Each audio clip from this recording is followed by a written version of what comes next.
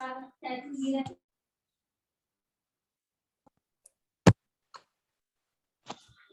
morning, sir.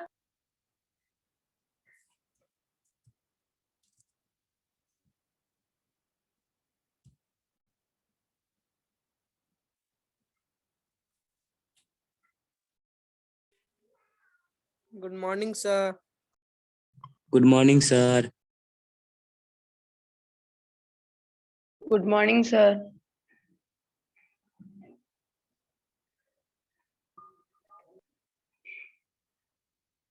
Good morning, sir.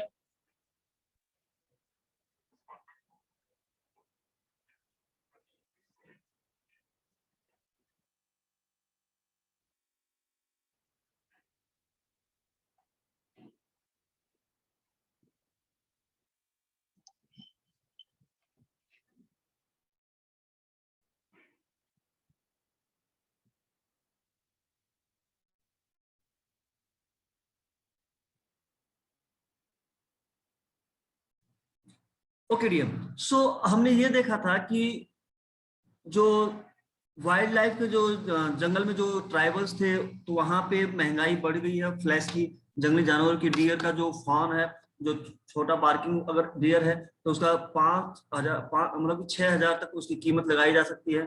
और धीरे धीरे करके क्या है कि जो जंगल है वो साइलेंट होते जा रहे हैं और लास्ट में जंगल भी कटने शुरू हो जाने हैं।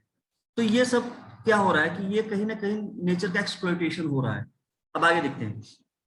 Now our all consuming goal means, अब हमारा जो मेन टारगेट था जो डियर, किसका मेन टारगेट था? जो जो दो फिल्म मेकर थे उनकी बात हो रही है। यस सर, जो दो फिल्म मेकर गए थे वो।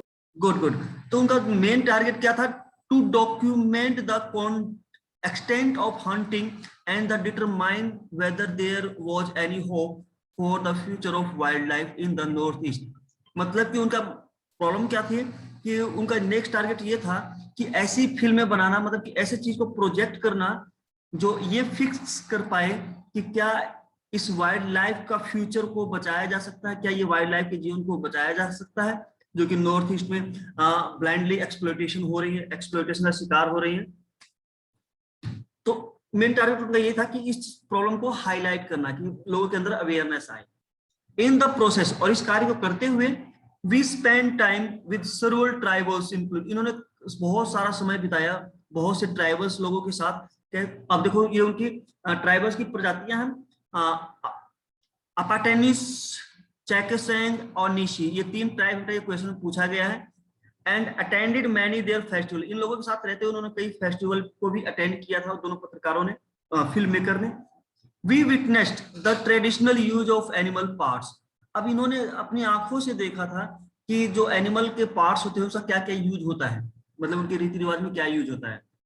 मंकीज फर, कैट्स क्लॉज जो पंजे होते हैं, skin of bear and the other animal, मतलब कि हर जानवर का इस्तेमाल ये लोग कैसे करते हैं उस सब पे इन्होंने डॉक्यूमेंट्री बनाई थी। द बीक ऑफ हॉर्नबिल, जो हॉर्नबिल होता है उसकी चोंच का ये क्या करते हैं। ऑन वन ओकेजन, एक ओकेजन तो इनको ऐसा लगा while filming in a village, जब ये गांव में शूटिंग कर रहे थे, we came across a young boy who had just returned with a monkeys kill, जो एक बंदर को मार के अपने साथ लेके आ रहा था। उसने ये भी क्वेश्चन पूछा गया है कि उसने बंदर को क्यों मारा। He wanted to use, because he wanted to use the fur, क्योंकि उस मंकी के फर का क्या इस्तेमाल करना चाहता था, to make a new case for his dog, dog means dagger, जो खंजर उसके पास था उसके लिए वो क्या होता है, कवर बनाने की कोशिश कर रहा था, उसके लिए चाहिए था।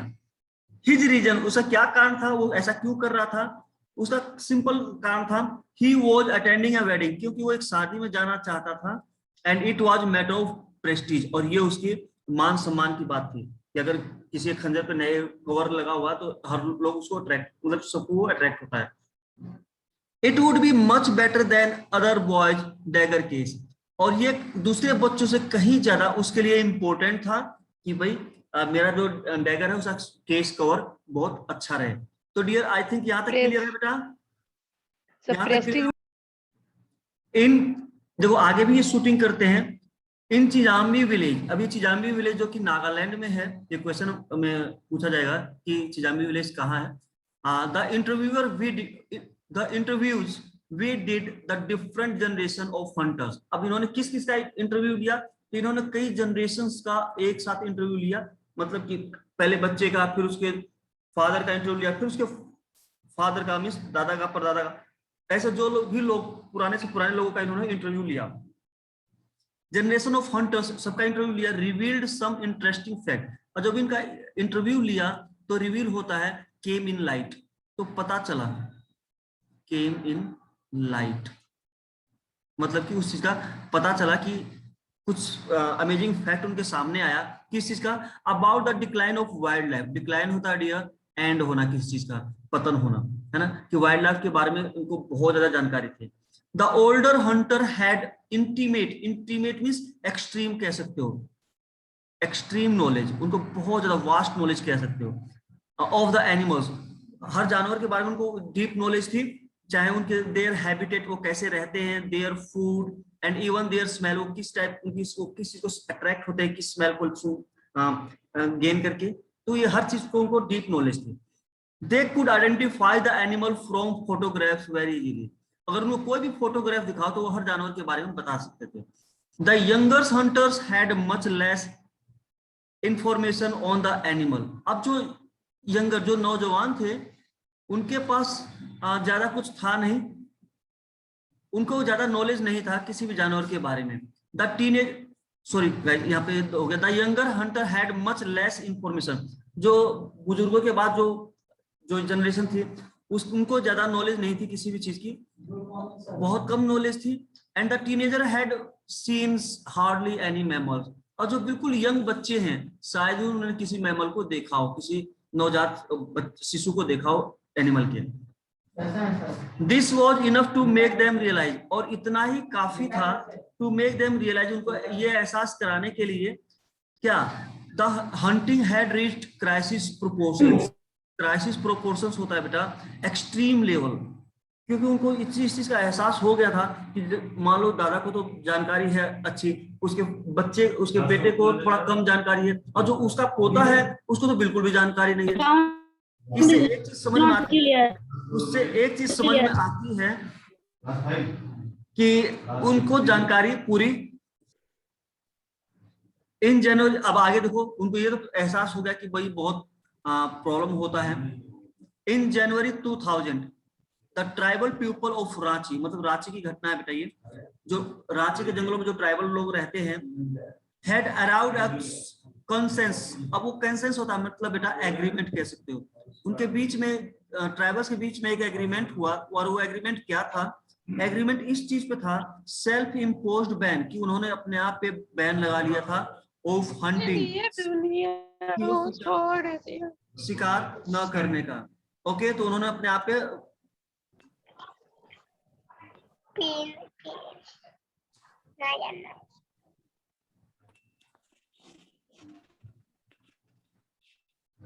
ओके तो उस ट्राइबल के बीच में एक एग्रीमेंट हुआ था।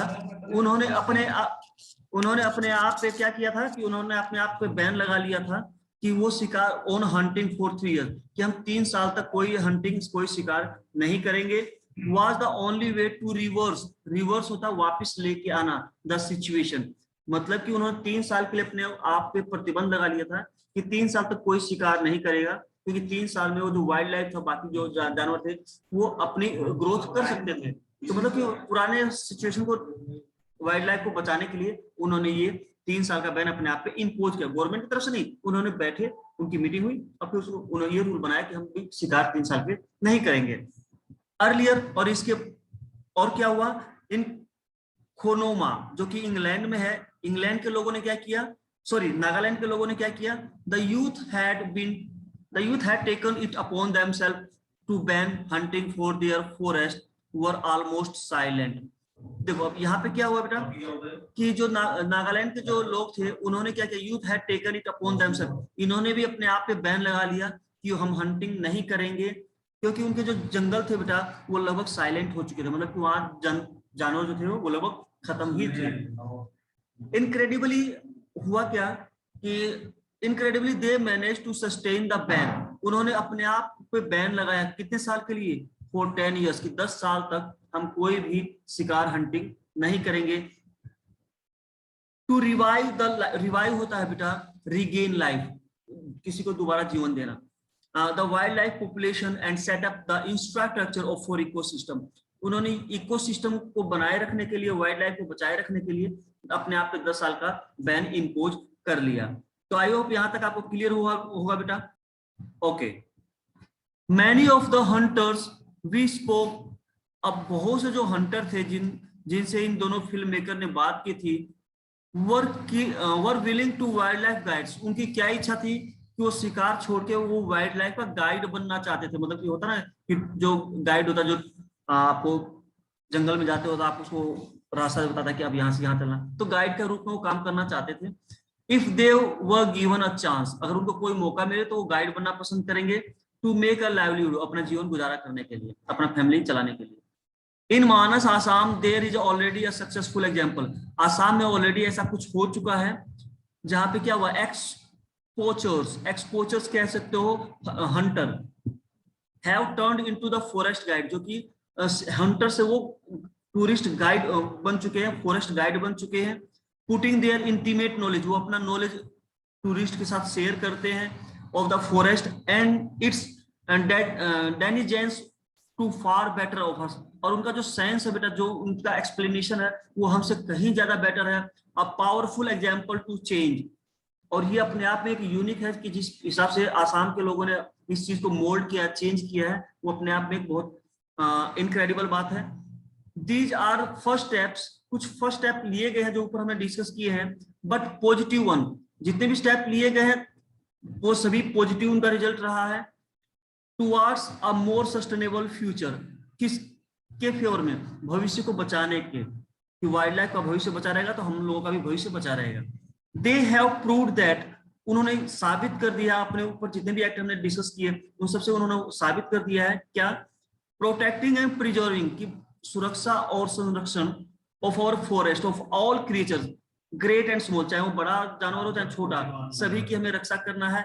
Is not a Spectator sports, Spectator sports में चाइल्ड्स प्ले, कि भी ये चाइल्ड्स प्ले नहीं है, ये बच्चों का खेल नहीं है, हमें इसको सीरियसली होकर इसको देखना पड़ेगा। तो डियर आई होप आपको ये क्लियर हो गया